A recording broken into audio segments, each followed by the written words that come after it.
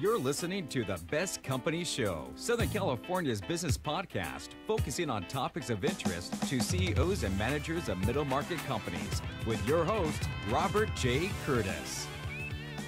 Welcome to this edition of the Best Companies radio show and podcast. I'm your host, Robert J. Curtis, and thank you for being here and watching and listening to us. This podcast is episode number 4, and we have a great show for you today. I'm excited to have a special guest, Alexander Peteresen, of a company called Wagley, and it's a special company.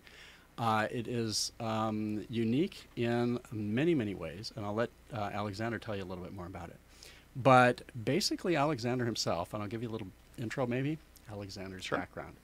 And correct me if I'm wrong, Alexander. I will.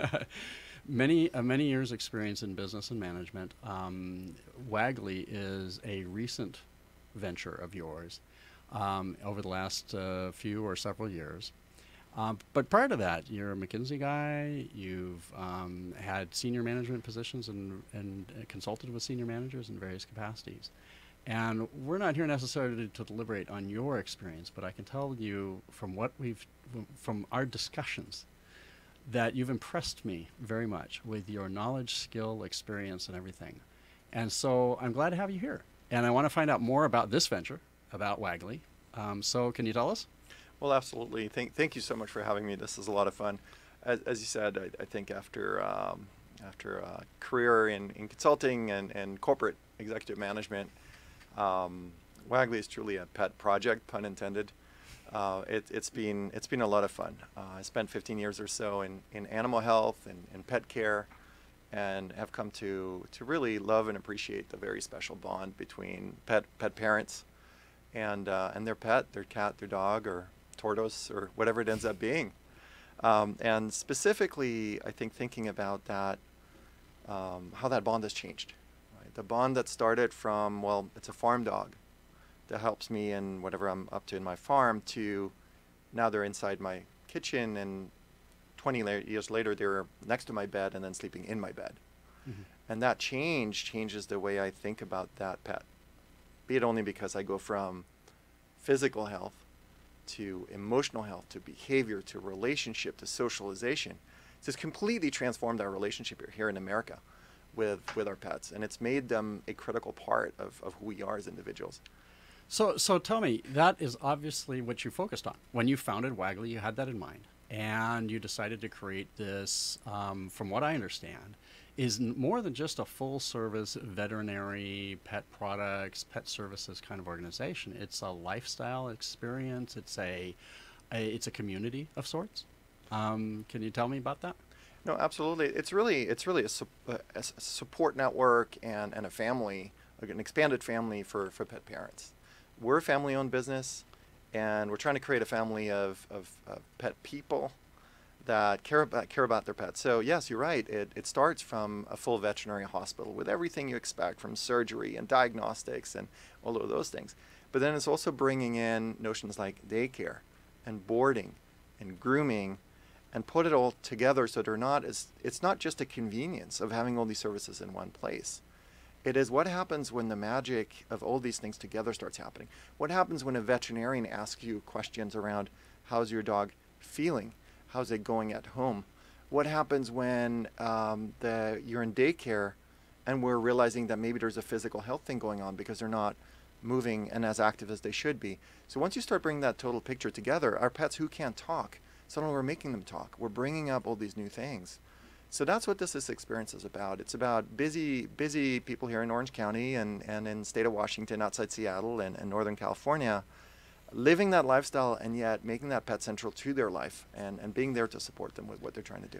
Okay, so one thing that I know about Wagley that makes it unique and special is the way you deal with your customers. You're not a once or on an occasion kind of environment or a service or a thing. You actually have ongoing relationships. You provide ongoing contracts, for example, for health services that include unlimited use or unlimited based upon whatever needs they might have, almost like an HMO kind of arrangement for pets. right? Something like that, and also other kinds of care arrangements? No, you're right. I think one of the big things that have been holding people back from providing the full level of care that they aspire to has been kind of this fear of what's the bill going to look like. And so this idea of saying, well, let's allow you an opportunity to be a member of Wagley. And being a Wagley member, whether it's a member on daycare, where you can bring in your pet at the frequency that the experts say is right? This notion of 3 days a week daycare where they get the socialization, they get the physical exertion that they need, they get the engagement, as opposed to staying at home and kind of being bored to wait for their pet to come home. Same thing on the veterinary side. There are standards of care out there for preventive care that I believe in very profoundly from having spent my career in both pharmaceuticals, diagnostics, animal health. So, for example, the notion of a dental cleaning, it's not something that really should be a money discussion. It should be something that's very straightforward because it's going to keep them living happier, healthier lives. And so we've built all that into a fully comprehensive monthly membership plan that pet parents don't need to think about anymore. And yes, we discount those services very aggressively as part of that plan. But in return, we get a client that's able to give that care to their pet parent. They have unlimited office visits. They can come see our veterinarians as often as they want. Now they feel liberated. And it's just so much easier to be a pet parent that way. Right. Well, that's neat, and that's unique. Tell me a little bit about the history of the group and the company. You started here, I believe, in Orange County, or did you start up north? Yeah, so I moved from the East Coast to the West Coast to start Wagley. And the vision, the reason for that was the extraordinary pet culture that we have here across the West Coast. There's a role that the pet plays in their lives. There's a willingness to try new things. There's also the busy lifestyles we know here in the OC that's just different. And so from the first day we started, it was clear to us that we were going to be a West Coast company with a presence in both Seattle, Bay Area, San Francisco, and Orange County. And so we started those projects in parallel. All of our 4 units were built, organically from scratch. They were either warehouses or maybe an ex-Petco location or something like that. And we said, how do we design the ultimate 10 to 15,000 square foot facility with all of those services, where we get to define how people are going to flow through the building. We get to define how you see into the daycare from the reception area. You see your groomer doing their work so nothing is hidden at Wagley, right? So all of that can only be done when you're designing it from scratch. Mm-hmm. The same thing in terms of our digital experience, the same thing in terms of the training for our staff. We really wanted to take it from that very visionary view of what perfect daycare looks like. And so you started did you open all of your stores all at once, or did you kind of gradually launch over time? It was, I guess you would say it's gradual. It didn't feel gradual because things happened very quickly. All of our 4 facilities were open roughly over the last year and a half, 2 years. Okay. With one of our most recent ones being in Tustin Irvine here in Orange County. Wonderful. Okay, and what I know from your rollout and from talking to you previously is that you've had some challenges in the course of things. It hasn't been easy. It hasn't been smooth.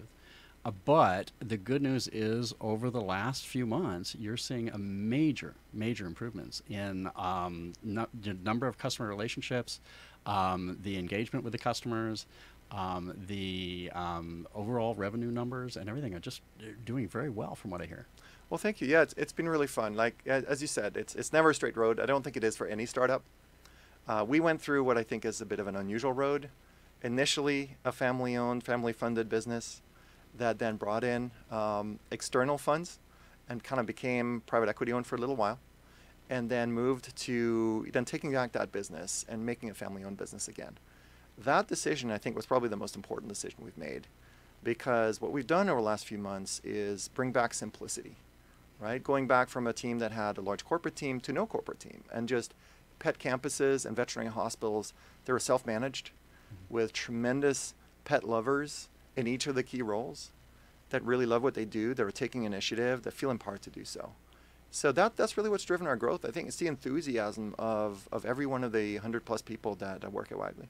Well, I was going to mention that. You know, a family-owned business, but you've gone very quickly to the size of a real organization with 100+ people, And somehow you've managed to keep it kind of with that family feel and the community feel, from what I understand. And that's great. So we'll talk about that in a little bit. What I'd like to do is take a quick break for a little bit for a message from our sponsors, which happens to be me, Robert Curtis. And we'll talk about some things after we return, including some of those challenges you've had and how you've overcome them, and how you've turned things around, I guess, to the point where they're looking really great right now. That's great. Okay.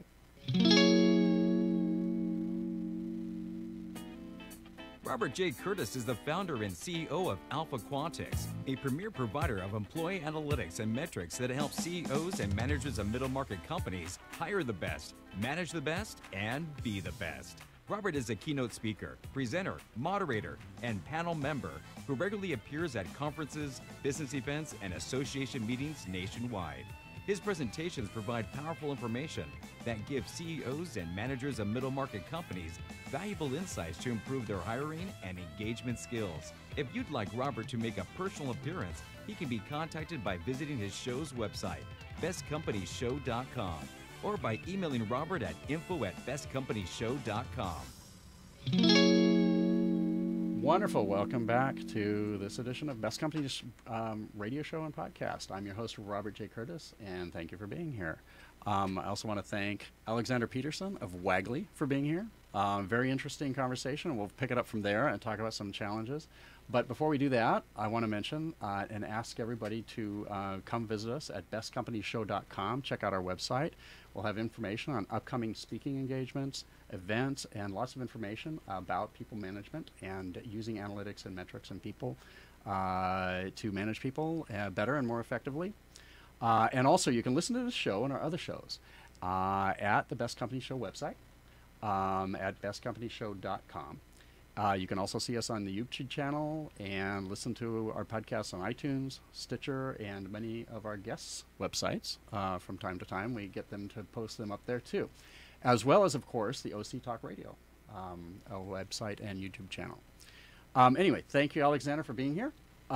Before we took our break, we started talking about the challenges you have. You have a 100-employee organization. You've formed and grown and gone through a whole lot of changes over the last couple of years.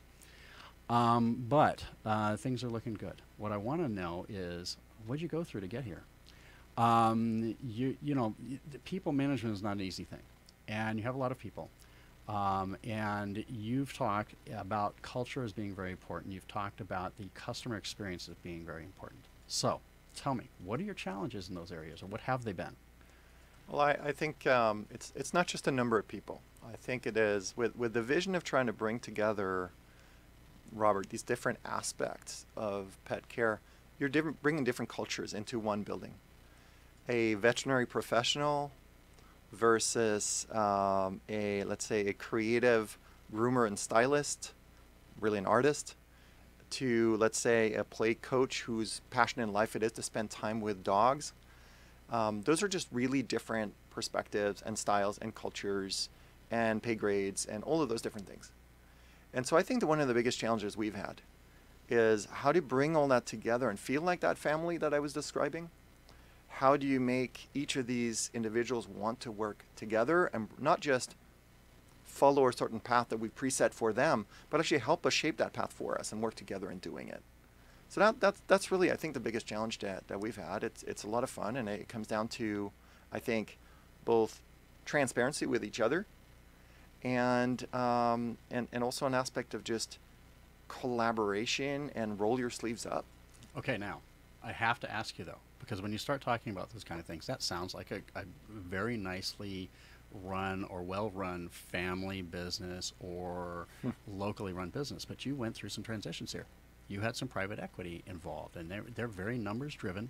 They're very serious about, targets and goals and reaching them. And I imagine that there was probably a little bit of a culture clash, or at least a challenge, balancing those two in the course of things. Yeah, first and foremost, we're incredibly thankful for the support that we have gotten, right? So financing is a very important part of building a business. I think that you have to be numbers focused. You have to focus on how are you going to run this operation for success. you also have to do it in a way where the entirety of the team is fully engaged.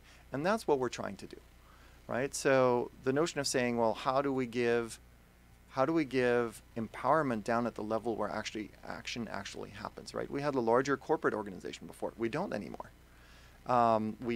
People that are what we call our campus directors, the site managers, they're empowered to make decisions. They're empowered to try things. They're also strongly encouraged to do it in a way where they're sharing with their colleagues, where they're exchanging. They get on their weekly calls with each other, and they say, "What have you tried this week? What's new? What's the experimentation that's going on?" And I think the biggest contribution that I can have as a leader is to encourage that, is to congratulate them on trying new things, right? And not have them apologize on going off the script. But then also have the discipline of saying, well, now we tried something. Is this something we can scale up? Is this something that can fit the Wagley model? So I think going from that more distant kind of traditional financially driven organization to a family driven organization does not mean you're walking away from being disciplined and focused on your numbers. What it means is you're sharing that discipline, you're sharing those numbers with the people that actually can make the decisions at the front lines, right? So transparency, and then roll your sleeves up, right? So I mean, just being an owner and being there, and whether it is cleaning a cage, welcoming our clients, going out to dog park and talking to clients, I think there's something very important for the organization culturally there, where nothing is beneath us, regardless of whether we're a veterinarian, an owner, a kennel assistant.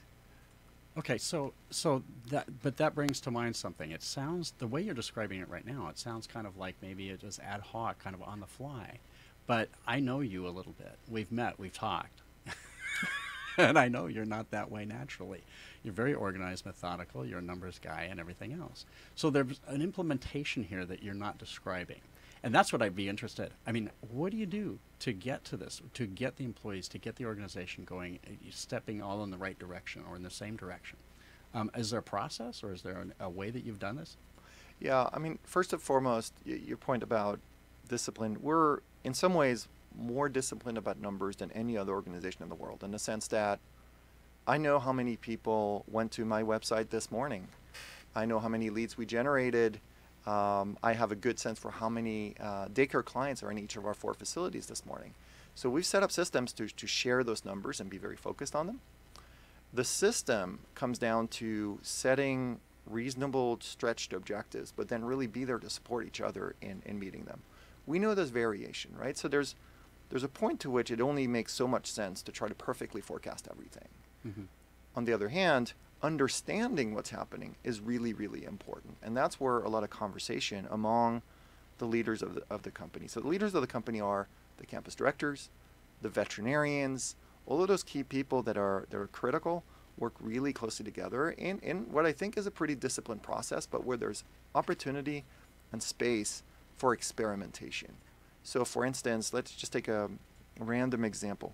If we need to decide how we're going to prepare for Memorial Day coming up here in a few days from now, how do we do that? We could either sit in a room and come up with a perfect script for how we're going to talk about it in social media and digital channels, or we could let each of our campus directors try something for 6 hours, see which one works best, A/B test it in essence, and then go for that one and improve it.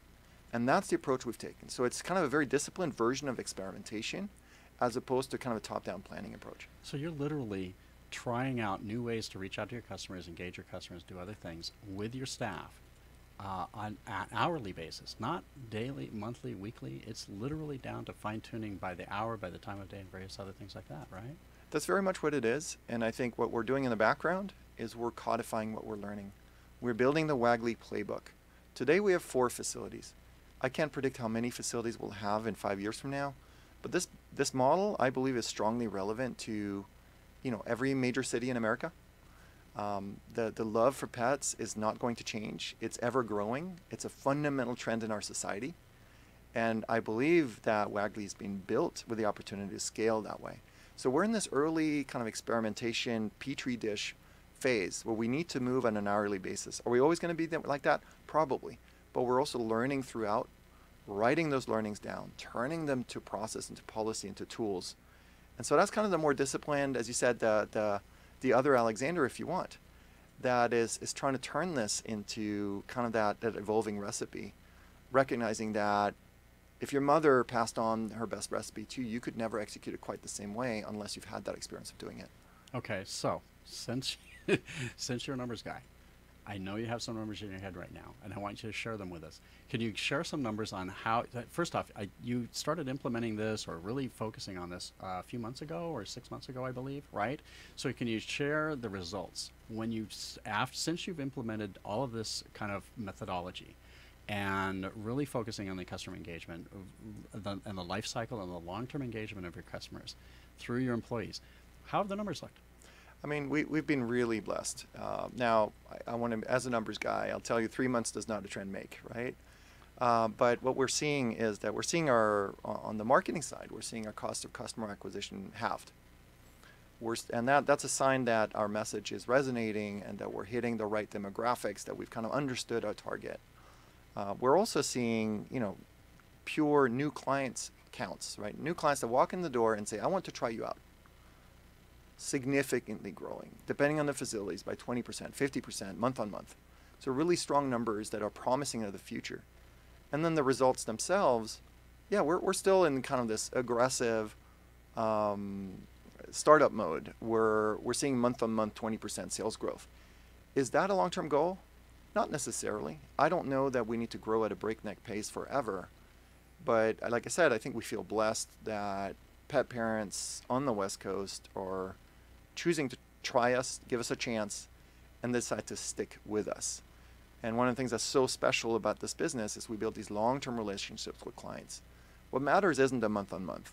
What matters is how many of these clients do we have that are on a 3 days a week membership for daycare, are also on our pet health plan and get all the care that they need. And whenever they go on vacation, they wouldn't think of leaving their pet anywhere else than in our boarding facility. And they get a bath and a groom.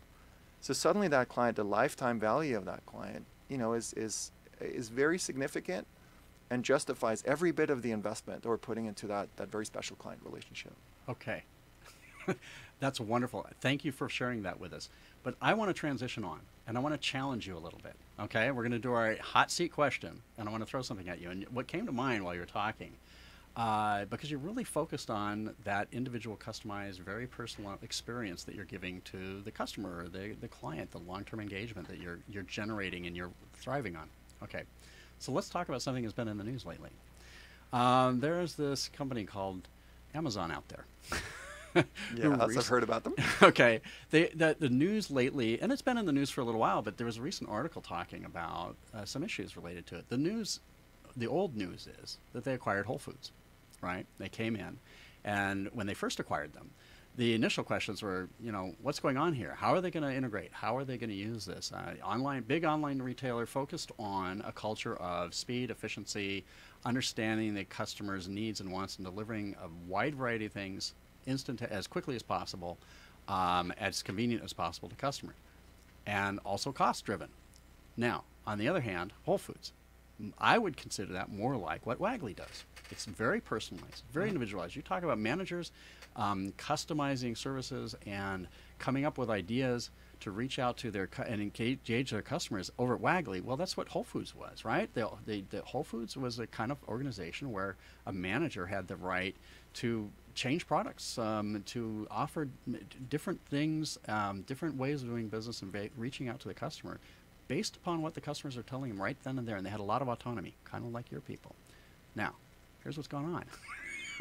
Or here's what they're encountering. And they're encountering what's, well known as a culture clash. I mean, and they're apparently having a lot of issues. They've alienated their employees, some of the employees at Whole Foods. They've created an environment that is much more high stress than the Whole Foods employees are used to. However, the Amazon employees are used to that. They are probably the kind of people have attracted the kind of people who thrive in that and want to deal with that. You have gone through a lot of those evolutions, and I'd like to get your experience on that culture clash idea and the fact that sometimes you're looking at one side of the coin and other times you're looking at the other. It must be a challenging issue. Yeah, I think it is. I mean, it's interesting. I scratched my head when I saw the deal being announced several months ago. I'm a big fan of both brands. I use both brands. for two very different needs. The hat that I wear when I'm an online shopper, making sure that I get my stuff on time, is a very different hat that I wear when I go into a Whole Foods location, looking for advice on the food I'm going to serve my family or my friends tonight. And I think that fundamental difference, that tension, I don't think it's easy to resolve. I think fundamentally being a high-end, premium, brick and mortar retail operation and being a digital, low-cost, high-efficiency shipping company, and so much more, of course, I think is a real challenge. I think within Wagley, I'd say two things. One, we have made a decision, and we made that decision from day one. And that decision is we are a high-touch company. We are a retail provider, which is a big departure for me. I mean, I spent the last 6 years prior to that running software, a software company with hundreds of developers and testers and so on, building software. I'm in a very different world today. And so the way you run that company is really different. We have some of those challenges in a smaller way, because I think we're also pretty sophisticated as a digital marketer, and really trying to bring in clients who own those media and bringing them into that high touch experience. So that creates some challenges. One of them is how do you switch gears? How do you go from I just had the most efficient way to reduce my cost of customer acquisition by 20 cents by getting you through the right demographic channel to welcome to Wagley. Let me try to understand you. Let me try to understand Rover. Let me try to understand what your needs are, where your family is at. Let's bring you in and keep you as a longtime client. And that's a really hard shift to do. Yeah, and to a certain extent, that is something that probably almost every company actually is dealing with these days. It's how to, whether you're brick and mortar or online, you're passing between the two worlds all the time. And you have to bring the customer through that from one experience to the other. And so Amazon, the ultimate consummate experience online, as far as consumer purchases go, versus the high touch of Whole Foods, they've had to bridge. They're working on, I suppose, bridging that gap. Mm-hmm. Any particular thoughts of ways that they can help bridge that gap? Well, I think that you have to be authentic to who you are, and even if that, I don't know in their situation whether that means realistically maybe in some ways it is two different clients, and maybe it's okay. In our case, the authenticity is it doesn't matter if I'm on a high-paced internet channel. I'm still who you come to expect of Wagley, right? There's kind of this intrinsic, we are about care. We will take the time to understand you and understand your pet. So in a sense, what you're saying is that Amazon purchasers will be Amazon purchasers, and the Whole Foods people will be Whole Foods people, or maybe they're both at the same time, but they're looking for a different experience at a different time, and they don't necessarily have to bridge that gap. That's an interesting thought. I like that. Wagley, on the other hand, for example, your company, you do have to bridge that because you have to bring people in online, and you have to get the message out online, and then you have to bring them around to identify and understand that experience. It's a really interesting situation. Listen, Alexander, I'll wrap it up with that thought. And I want to thank you so much for being here. Can you tell us briefly how we can reach out and connect with Wagley? That would be great to know. I think the easiest is to go to www.wagley.com or simply step through one of our four facilities in Orange County and in San Jose, as well as up in Bellevue, Washington. Love to speak with you, whether as a pet parent, but we're also hiring fast, whether it's veterinarians and many other roles. We're a growing company. And my understanding is both you and your wife are actively involved on the floor a lot of the time, helping out and making things work. And thank you so much for being here. I really appreciate it. If you'd like to, first off, before connecting with me, I'd like to thank Paul Roberts, our engineer. He's helping us out and does it every episode. Did a great job. Roland Canamar, our producer, without whom we wouldn't have the production that we have right here. And if you'd like to connect with me, you can do that through social media. I'd be glad to connect with you. The best way to do it, I suppose, would be starting with LinkedIn. And you can find me there as Robert J. Curtis. And don't forget the J. The fact is, there's a lot of Robert Curtises out there, and I try to distinguish myself as best possible. But anyway, once we connect on LinkedIn, I'll be glad to follow up and go take it further with you, and we'll see where where it takes us. Thank you very much for being us. Thanks for watching the show, and we'll see you next time. Thank you, Robert. You've been listening to The Best Company Show, Southern California's business podcast, focusing on topics of interest to CEOs and managers of middle market companies, with your host, Robert J. Curtis.